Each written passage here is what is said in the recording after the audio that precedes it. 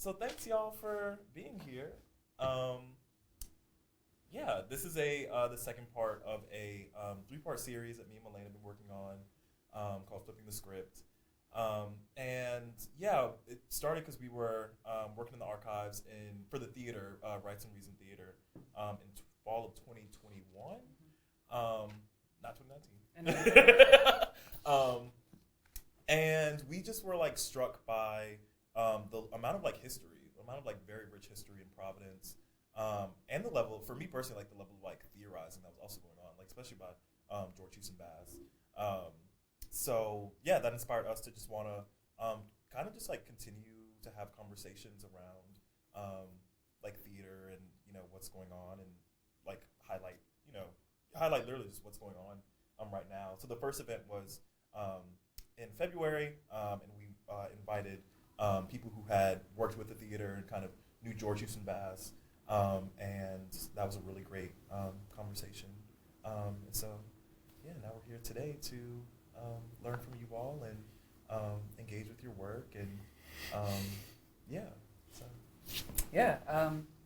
I think one just small thing I wanted to add was I feel like when we talk about Black culture and Black art, that I feel like in a contemporary way, the playwright, the director, some of these people who create worlds, I just don't think they're given enough consideration in comparison to musicians or visual artists. And so I think these conversations are really important.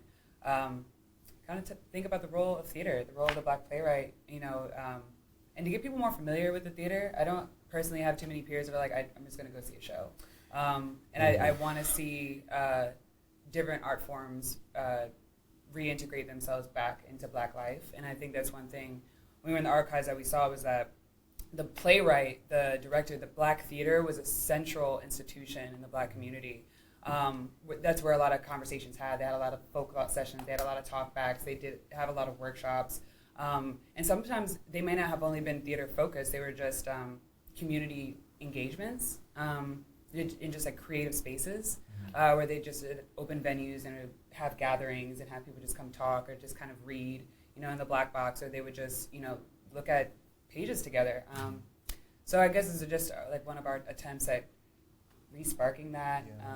Because there's something just very particular about the way that theater really gets. I think there's a way that across multiple forms, because I'm an anti-formalist, which is why I dabble in like literally everything. But I think that across all forms, there's a way that they deal with the script, like the social script, like the ways that we've been conditioned to enact these roles, whether that be like gender, whether that be in terms of class roles, race roles, and of course all of those are connected. But the way that theater is like the most clear example of really trying to engage with the script and like really trying to actually like flip the script. And so I think that's why I'm really interested in you two's work, because when I was reading it, like I was like, no, like there's a very clear way that they're thinking about the way that they're thinking about the way that how the world is at the moment and how to undermine the way the world is at the moment. And so I'm interested in, as we have these conversations, what is the role of the aesthetic in is the aesthetic like a liberatory form? Is the aesthetic liberatory in and of itself? Or is it more of the aesthetic is something that can reveal something to us that tells us how then to move or not move in the world in relation to this script? So something that, again, just like because it is called Flipping the Script. So giving, why that's kind of the name. And again, just picking up on what you were saying about what we found in the archive, that was something that I found so interesting about George Houston Bass, is the way that he's, as a like theater person, like he's really thinking about the world as a stage.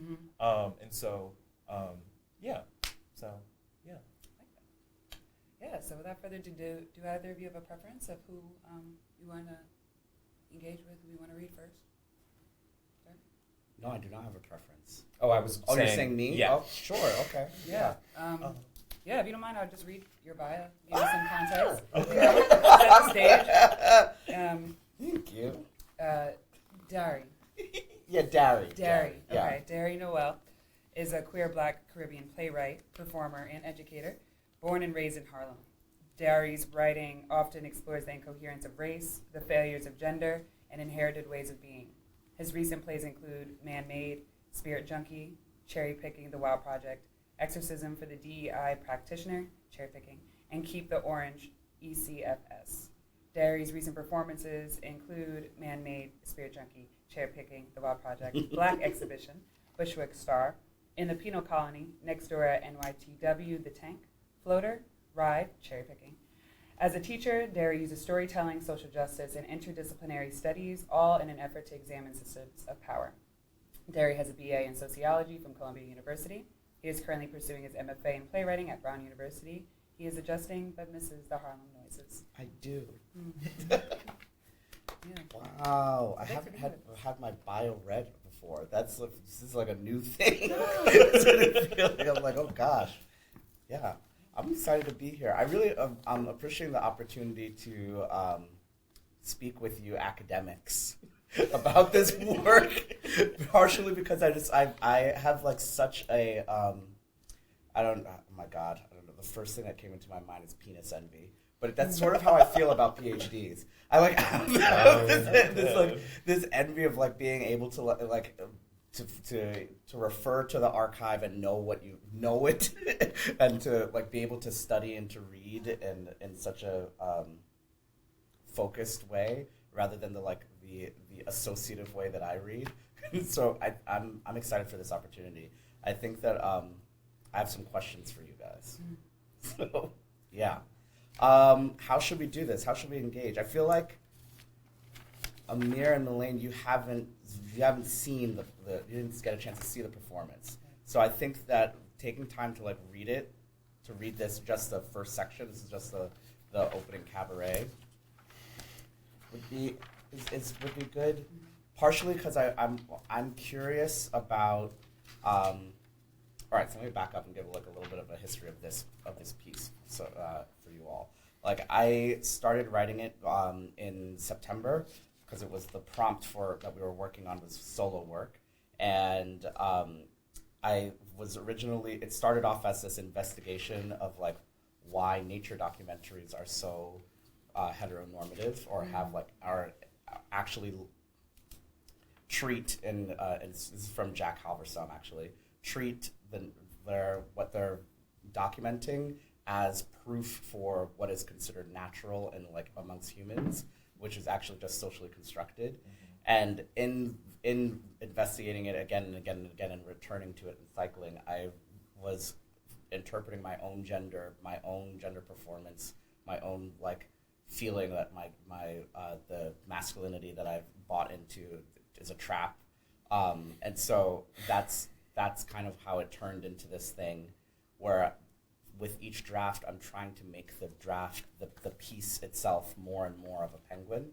And so what I really would like to get out of today is like thinking about what is penguin for you, and where do you see penguin in this. And so that's what my goal today. And whenever someone asks me what is a penguin, I say, well, it's a penguin. A penguin is a penguin. I don't know. So it's kind of like a trap because I'm hoping that you all will have more description as to what a penguin is than me. Is that helpful? Mm-hmm. Okay. Right. Yeah. Anything else you want to say? Should we dive right in? I think we should dive in. If we need more context, I can give more context to this. But this is a start. Yeah. So do we want to read it? That's what yeah. So originally we had thought maybe we would just take separate time to kind of sit with them individually, but I mean we would have an option to read it. Do we want to do that? Yeah, let's do it. We We basically performed this together. Cool. So Okay, great. Okay. And so we can like keep the recording going and everything. Yeah. That's fine. Do you want to do notes, and then I can do settings up until the start? I think you can do note and then just do the start. You want me to do the note? Yeah. Okay. Note. Marquis Bey, Introduction of Black Trans Feminism. 1. So, abolition urges for the eradication of every and all violent holdovers. It is still possible, though, that, even on groundlessness, even in a wholly other world, we can be held insofar as we are embraced by that which does not know us and, in this unknowing, truly loves and caresses us. Think, we might become anything at all, something wildly other than what we are. And in order to give in to that, we need to be encountered by a world that really, actually, truly holds and loves us by never, ever presuming to know what shape we will take, what we will want, before we show up. We need to feel held, and we will be held when we are not known from the start. The world we inhabit after and amid abolition and gender radicality doesn't know a damn thing about us, and it smiles at such a fact, because when it finds out, it will know that we emerged from no coercion and no violence, no impositions, and then we can begin another kind of living. 2. Black trans feminist gender self-determination avows a subjective cultivation of ways to do illegible genders, genders that abolish the bestowal of gender, genders that allow us all to be and become expansively out of the very desire to have to bestow onto ourselves gender. This means that when we advocate for gender self-determination from this purview, we do not say yes to any and all genders one chooses. It means we advocate for the ethical requisite to say no, or better, to decline to state with regard to the imposition of gender.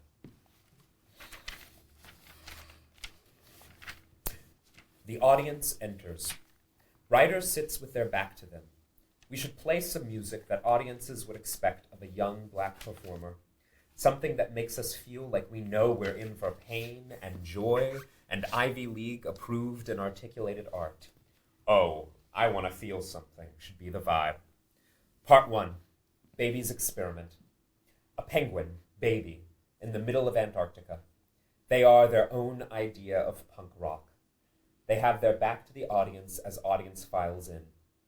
All the little chickies getting to their spots in the audience. It should feel like baby is resting, preparing before the storm.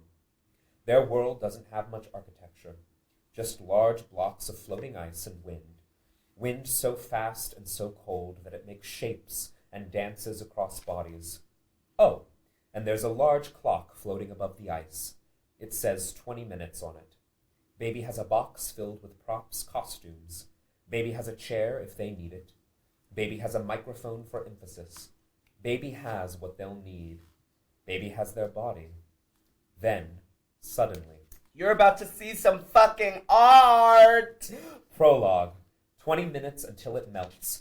Baby gets up and out of their chair with a burst of energy. We've got 20 minutes till the damn ice melts, and I'm gonna fix it all with art before art doesn't have a place, or time, or end, or beginning, or relevance, or survival becomes art, or art becomes not fun enough to do anymore. We've got 20 minutes till the fucking ice melts, and I'm gonna get all you chicks excited for the big dive before it's forcing us and we end up doing the same shit all of our damn parents and their parents, and the parents before them have done. We've got 20 minutes till the damn ice melts, and I'm gonna set the story straight before I gotta jump in the cold and swim for unending years, or until whenever me and my besties are free. We've got 20 minutes till the ice fucking melts, and before it all goes away, I'm going to make sure penguins have a fucking say. That's right, you heard me. 20 minutes until we've got to jump and maybe hold hands and try to swim for the very first time. This time for real. More real than any time before. What are you gonna do? Baby approaches an audience member, but leaves before the person can speak. What are you gonna do? They approach an audience member, but leaves before the person can speak. 20 minutes, what are you doing? They approach another audience member, but cuts them off. Tell me.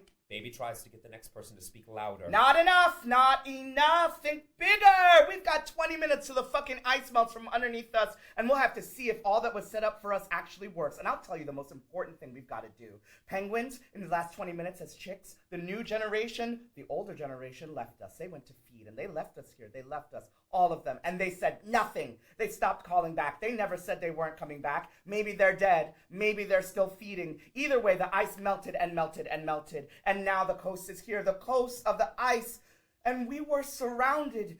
We once were marooned, protected, But now the ice has melted and the water's here, and we've got to jump like all the penguins before us. We've got to jump, except for real this time. And I'll tell you what the most important thing we've got to do. We've got to put that fucker Morgan Freeman in his fucking place. Remember when we were huddled close during the last near death, near apocalypse, near finish line, near over, near history's end, near the cold no one can warm? Remember? Remember we knew each other then? My name is Baby Penguin living at the edge of the melting ice. 20 minutes till it's all gone. Baby pulls out a large cutout of Morgan Freeman's face. It should be one of those big head personalized signs that people make for sporting events of their favorite player. Something weird like that. Morgan Freeman is in a place where he can be a spectator of Baby's show, and also always looming. Maybe he hangs in the sky like a black god moon as Baby sets up Morgan's face. And I've got one thing to say. Fuck Morgan Freeman, his collaborators, and whoever filmed March of the Penguins. Penguins don't march, we thrive. Welcome to my cabaret to save the world titled No Strained Voices. We'll put Baby in a corner. Morgan Freeman, keep your voice out of my life, weirdo. Every cabaret's got to have a jaw-dropping opening number. Let's go. First act, Mama's Fin. The clock starts. Baby makes a mad dash for their box with their costumes. They take off their pants, revealing fishnets. They put on a wig. They put on some practical heels. They turn into their drag queen persona, Mama's Fin. Experiment 1. So many ways a penguin can die. Mama's Fin is a drag queen pop star diva Mama Yas. She is seasoned, but she gives young white woman pop star. Think Kim Petras. Think young Britney. Think young, but a mother, and stronger than yesterday. Mama's Fin takes the stage. She claps a simple beat, getting her audience excited and involved. She keeps the beat going for herself, and she performs her rap song. She may try to get tips with a bucket during this performance. Depends on what Baby prepared for her. There are so many ways a penguin can die. There are so many ways a penguin can die. There are so many ways a penguin can die. But I survived. I could die from the cold. My fins stay dripping ice. I could die from the hunger, but beauty's worth the price. A sea lion could find me and take me home for dinner.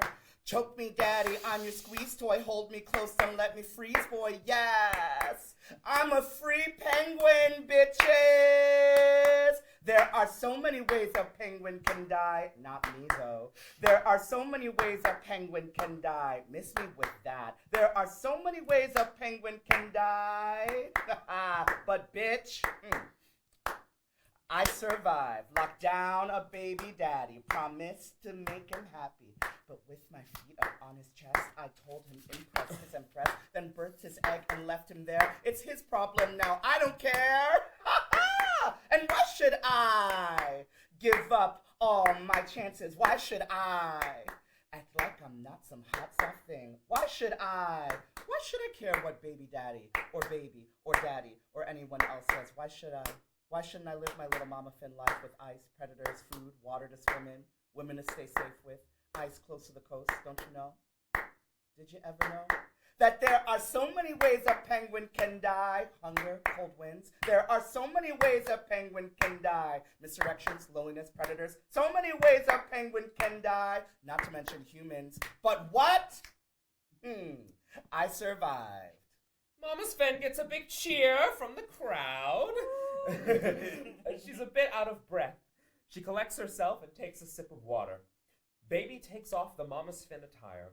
Fold them neatly before addressing the audience. Can I get a time check? We're taking every second we got. Now to the stage, my next drag alter ego. Let's give a warm Antarctic cabaret welcome to Cousin Flip. Baby gets the audience cheering. Baby puts pants on covering the fishnets. Baby puts on a bucket hat and a fishing jacket. They become Cousin Flip. Experiment 2. It's okay to cuddle with your bro if it's for survival. Cousin Flip gives a pep talk to a young male penguin. The performance is like stand-up. Laugh track. And then eventually you find your woman. And there's lots of Tessa who's strong, but if you know what I mean, my Tessas, can they handle a finger up the butt? Hey, I mean, you didn't hear that from me, Kim, but you find the woman, and every time, well, it's like this feeling in my heart. She knew, and I knew, and we did what penguins do when we fall in love. We fuck. Laugh track. And I mean, you gotta picture it. The whole colony of penguins all just fucking all at the same time, trying to make sure we're all synced up for the hatching in a few months. And that was when I began to feel the other men around me, the men before me, that like, I was fucking when my dad fucked before me. Laugh track. Where his dad fucked before him. Laugh track. In the same positions and with the same instance right next to their friends. And it wasn't even sexy anymore. It became this spiritual thing that we were all in this fucking together without touching one another, but still close enough to be warm from the other bodies. I guess what I'm saying is that we were all together just... Laugh track. Oh, y'all crazy. Well, so it was successful, not to brag, and we got an egg. I mean, that doesn't happen for everyone. I got it on my first try. The first time I was with an older woman. Laugh track. Ah, man. I don't want to talk about her. She was a goddess. She taught me the steps, I mean, she taught me much more. She taught me how to hold her egg, and then she left. But now here's what I want to tell you. It's okay to cuddle your bro if it's for survival. Laugh track. When she left, when all the women left, it was just us guys. And there obviously isn't any sexual energy because we just spent a week getting spent, if you know what I mean. Laugh track. And we all have these eggs, this life in our feet, under our bellies, and we get so close, we get so tight with the block. We block the wind out. We keep moving, marching in circles, shifting from the outside of the circle deep into the center and then back out once we warmed up. And that's what I learned. What the test was. How much can I forget myself? If every man works for the other man, then every man is getting help from the other men. And I'll never forget the warmth of the center of manhood, huddled together, pressing close, feet always moving, eggs between our legs, staying warm by the sheer momentum, warmed by all those cuddles. From bros now, before, and forever. Laugh track. Baby takes off their cousin Flip attire. They transition swiftly to speak to us chickies. Experiment 3. Mama's out with the girls and Daddy's keeping me warm. Baby gets to a microphone and performs their slam poetry / rant / striptease. It should be distinctly different from their performance as Mama's Finn and cousin Flip. Baby is doing their best emotional heart of the play. That's often how they place themselves in their performance. Y'all remember this, chickies? You remember being an egg in the egg between Daddy's legs? Mama left or she'd die, and I was left for months under Daddy's belly as he rubbed up against the other men. Mama's out with the girls getting food, swimming in the water she's so used to swimming in for years at a time with the other mothers, getting fat. And I'm with Daddy in between folds of him, the warmest parts of him. Mama's gone while the sky darkens. The sky goes black for days, and then green, blue, pink, purple streaks flash above Daddy and his men. Meanwhile, they keep shuffling. Baby takes off a piece of clothing. They shit on the ground. Their grime from rubbing up on one another scrubs the ice to make it black as the unending night above them. The men step over eggs that have dropped out from under the protective pouch of their fathers to freeze in the wind. The men step over and shuffle around broken-hearted fathers who freeze into carcasses on the ice, one less warm body. Meanwhile, they keep shuffling. Baby has taken off another piece of clothing, seductively young. And I grow, and the egg feels tight and begins to tear little fissures, and we say goodbye to the eggs who didn't make it, and we say goodbye to the older men who forget to keep shuffling, who fall asleep and become a carcass to shuffle past. We say goodbye to their heat, and the egg tears and cracks, and the sharp parts poke Daddy where he's warm. Baby in their clothes. They can't seem to keep them on. Oh, my. When we hatch, the eggs are all brown and dark, not like how our mothers left us, white perfect. The eggs are all brown and dark and covered in shit or sludge or grime or dirt or not mine, though, because I'm a white woman with a pink pussy. But yes, all of yours. All of you came out disgusting. Baby at the final reveal of their striptease. Magic. They have something unpredictably funny under their outfit. A tuxedo shirt, a bow tie painted on their body. And the first thing our daddies do is emit a small amount of milky substance stored deep in their throats to feed us.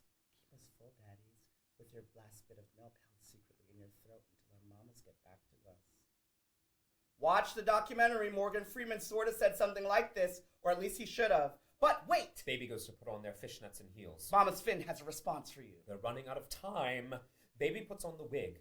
Baby gets into their body. Experiment 4. So many ways my baby can die.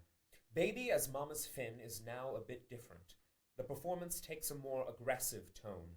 Mama's fin is no longer the pop diva, but a developed voice, a dramatic queen with experience.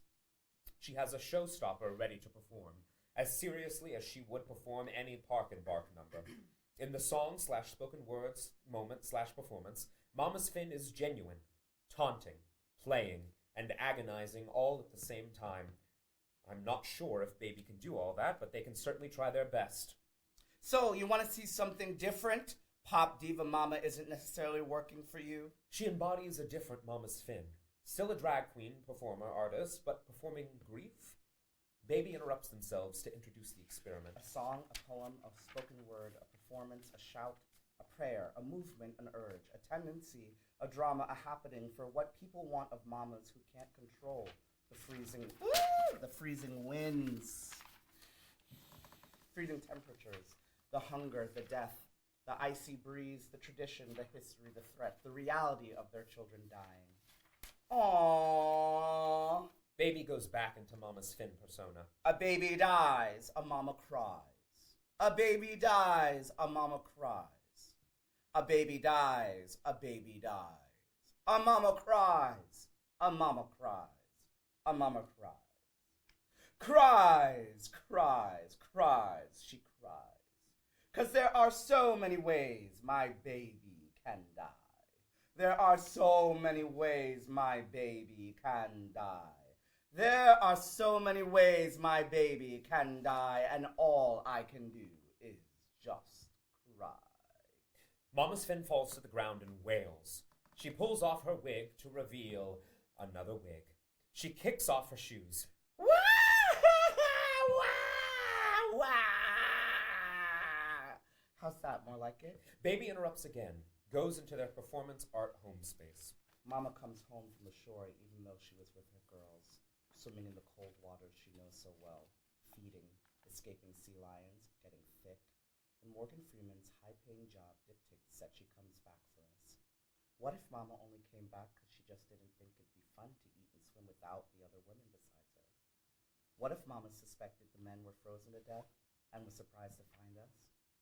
Or maybe she came back for some thumbs up her ass and instead found us chicks waiting there, mouths open, demanding she give us the food.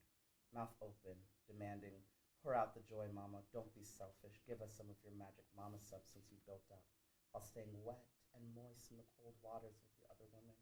I want to be filled with all you've stored yourself with. And she does it. Tick, tick, tick goes the clock. It's blinking rapidly. It's the warning before the end. Okay, quickly now. Every good cabaret has magic. Every good nature documentary tries to tell us that nature isn't magic. Well, Mr. Morgan, a magical response. Penguins are magical, not human. Experiment 5. Penguins are magical, not human. A magic show. All of Baby's magic stuff is in a box that they've retrieved from off stage. They can make a big show of it, dragging it on or something. The trick should be simple, yet fantastic. Baby shows the water melting, gathering. Baby tries to make the ice come back. Baby tries to stop the world from falling apart. Tries to conjure something different. But it just won't work. Baby conjures like a punk rock sexy magician. This baby is magical. This baby experiences the ice desert become a marshy cold swamp. This baby watches as the water multiplies. Baby has a shot of electric blue water in a shot glass. They pour it into a larger glass. The water somehow fills this cup that is doubled in volume. Ooh, magic. This magic baby grows where nothing should grow. This magic baby, penguin marooned, flourishes. This magic baby keeps growing while the water multiplies. They pour the water into a larger glass. The water somehow fills this new cup that is doubled in volume. Whoa, how magic. Plenty of mothers come back to find dead husbands or dead children and tell themselves, steal the ones that are alive. And the mothers who were once all feeding together suddenly tear one another apart, fighting over the right to make a purpose of the return to the melting desert, fight to be mothers of living beings. Mamas come back, daddies leave. This baby magically figures out who they belong to. Mama leaves again, daddy comes back. baby magically finds belonging again and again until it no longer matters. They pour the water into an even larger glass. The water still fills this big cup, again doubled in volume. Seriously, good stuff, baby. Whoa, how magic. Maybe my real mama never came back, but this one sure keeps me warm, teaches me how to walk, protects me from needs to be feared. Perhaps this man didn't hold me as an egg, but he sure does buffer me from the wind now, his stomach rubbing against my back. It's possible these penguins came back looking for their real child, but instead they found this little punk rock thing. The sun beats down, the ice disintegrates, the water grows. Baby drinks the water from the largest container. First trick done! Ta-da! But wait, there's more. And that brings us to where we are today, in the last minutes. The parents left us. They went to feed and they stopped coming back. They left us, all of them, and they said nothing. Maybe they're dead. Maybe they're still feeding. Either way, the ice has melted and melted and melted, and now the coast is here. The coast of the ice, and we're surrounded, alone. We once were marooned, but now the ice has melted and the water's here. Baby has some electric blue water in another shot glass. Baby pours it into a small bucket. This magical baby is undeniably magically talented. This magical baby takes the growing water and does magic, ingests it. And now they have the power to fix it all, turn it all back, recreate the ice whose disappearance means doom. Give us back the time we need. Baby conjures. Watch, watch, watch as baby does the impossible, solves the crisis. Baby tips over the small bucket. No water comes out. Instead, electric blue ice cubes come tumbling out. Whoa, now that's some cool magic. Baby, feigning sadness, holds up the ice. But it's not enough ice. We need more. We need more time. We need more of the cold. Baby pulls from their box a pitcher of the electric blue water. They drag out a large bucket. Okay, this will give us more time, won't it? If my full potential can be harnessed, maybe even 10 more minutes, wouldn't that be good enough? Enough to do what we've been waiting for all these years? Let's make it happen. Baby pours the water out of the pitcher into the large bucket. They wave their hands above the bucket, enchanting, dreaming of the future, desperately hoping for more time, more ice, for more freedom, for more weirdness. Then, Baby holds the bucket, it's heavy, and turns it upside down over their head. No water comes down. Magic! But no ice either. Instead, outpours many, many, many cut-out paper heads of Morgan Freeman, showering all over Baby. The clock probably has run out by here. If it has, Baby continues these lines until it does. If it hasn't, it's okay to skip to the next stage direction. Ta-da! The only magical creature is Morgan Freeman. Mr. Morgan tells us no time left. Mr. Morgan tells us no magic except for that creamy, authoritative voice of his. Tells us that Baby's mama is their mama and Baby's daddy is their daddy, and that Baby is their collective baby, and that Baby will one day have babies, and that we must do it all the same dance, the same song, the same instruments, the same desires, the same outcomes, all the way until the water has completely taken over, and there's nothing left for a baby penguin to do but jump and swim and swim and swim. The clock. It expires. Beep! Baby looks at the audience, spent. Then, Carmina Burana, O Fortuna by Carl Orloff plays. Can Baby hear it? Or have they just had enough of us and that's why they can't react? A voice comes in. It is a voice quoting the infamous Werner Herzog. Baby listens, baby listens, baby listens. These penguins are all heading to the open water to the right. But one of them caught our eye, the one in the center. He would neither go towards the feeding grounds at the edge of the ice nor return to the colony. Shortly afterwards, we saw him heading straight towards the mountains, some 70 kilometers away.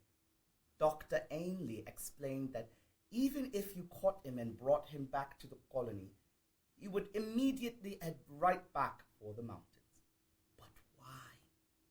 One of these disoriented or deranged penguins showed up at the New Harbor diving camp, already some 80 kilometers away from where it should be.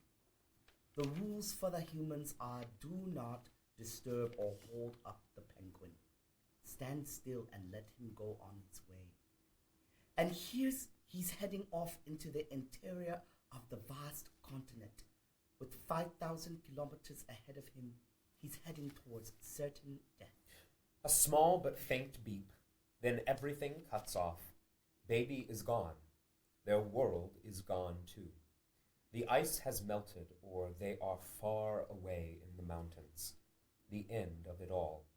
The wind blows. The stage clears. Darkness. Light. Emptiness. Sounds of beeping and technology fading. The clock, once bright, now lost its power. Somehow, in the distance, we hear static. Then, body named Black, wearing a sign with their name on it, enters the dark space. The static gets louder and louder and louder. Part 2. Hello, Mr. Morgan? Lights, sounds, energy, all shift. It's as if a cloud has opened up and God speaks to us through it. We are in a desolate world, with no architecture but the light of some supernatural being shining down on us, ready to explain where we are at the end of this world. Body named Black seems to know there's a stranger in the room. A chair lights up on stage. Body named Black sits in it. Body named Black sits there doing what Body named Black would be doing if nobody was watching. Damn. What would that be? Rest. Then, introduction music to a grand documentary. Morgan Freeman's voice rings out over the epic music meant to inspire wonder. We sound like a black man. He sounds like a black man with a power voice, or like the performer's voice through some weird filter. Have you heard about niggers? This is Morgan Freeman on another episode of The Miracle of Niggers. The music ends. End of excerpt. So fun! Thank y'all for giving us the opportunity to do a little flashback. I know. And you're still doing this stuff. It's so cute. What do our bodies need right now? Should we just go right into thinking, or do we need a second? Let's take 2 minutes. Yeah. I need a Let's second. take 2 minutes. Yeah.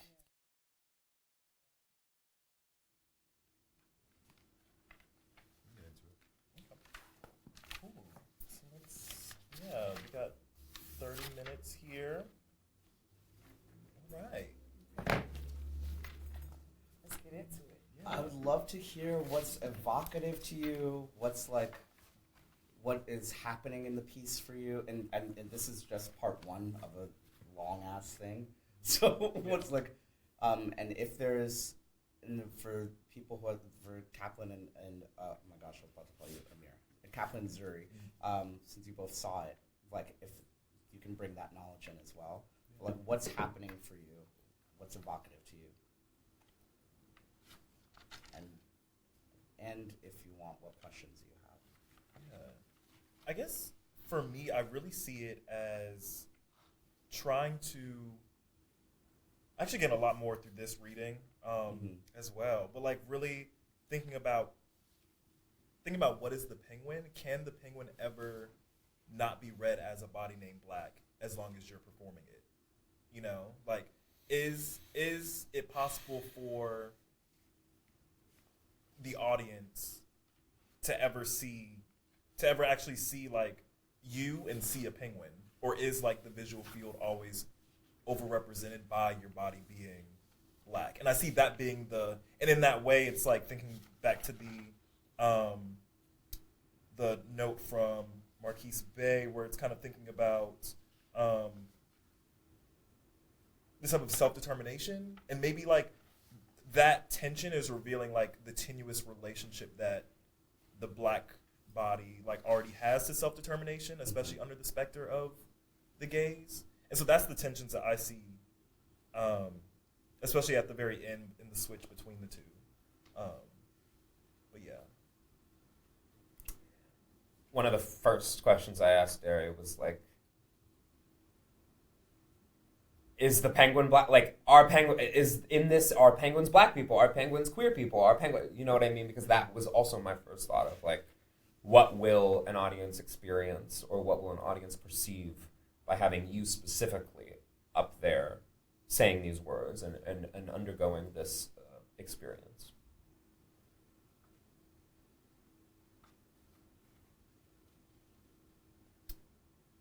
I think for me, the entire time, I just had the question, what the hell is a penguin? Like, in the back of my mind. And I guess just from this,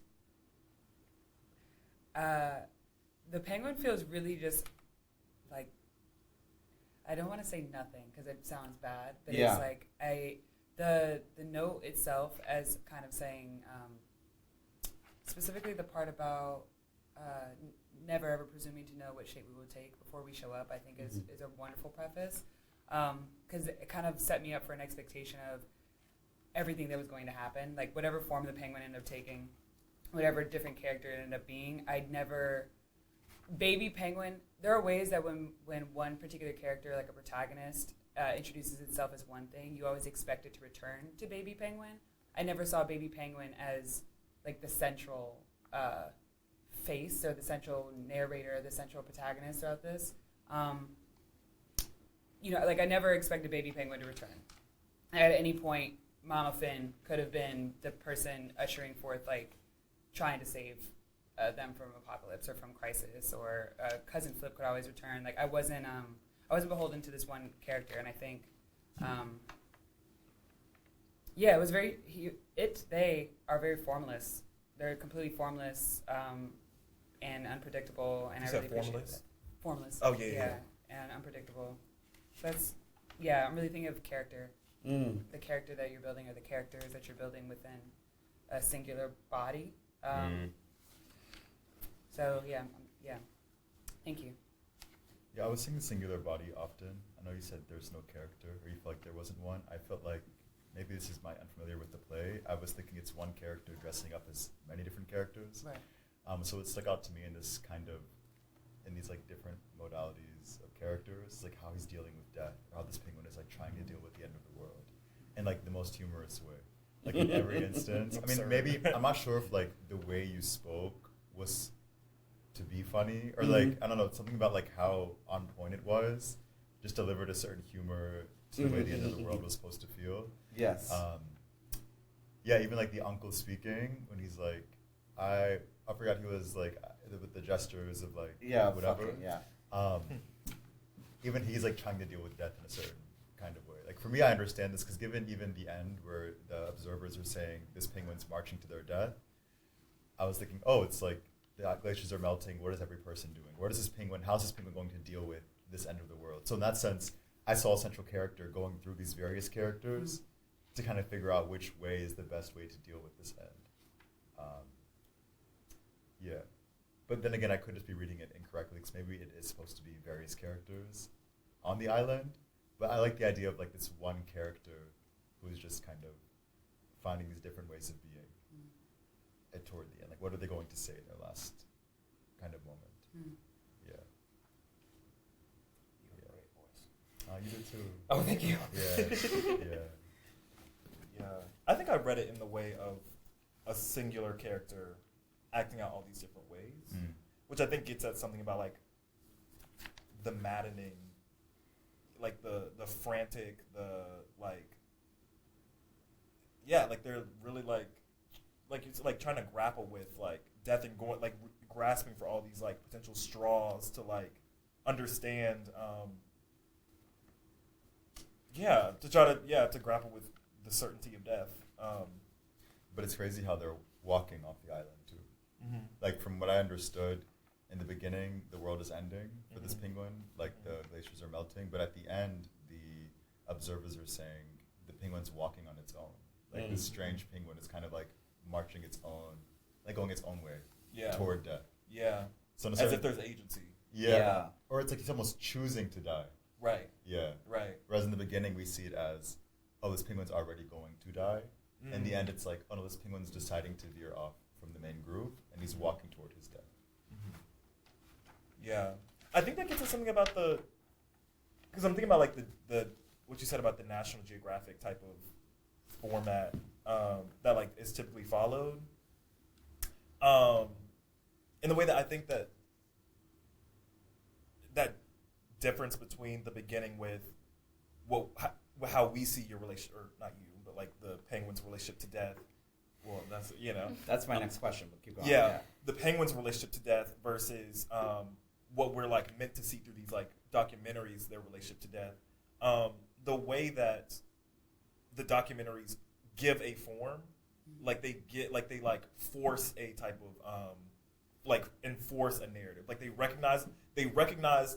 I mean, this is just like something from like Hartman or something, but like recognize agency, or even like thinking about. I think Zakiya Jackson is someone that I'm really interested in thinking with this as How do well. I spell Zakiya? Zakiyyah.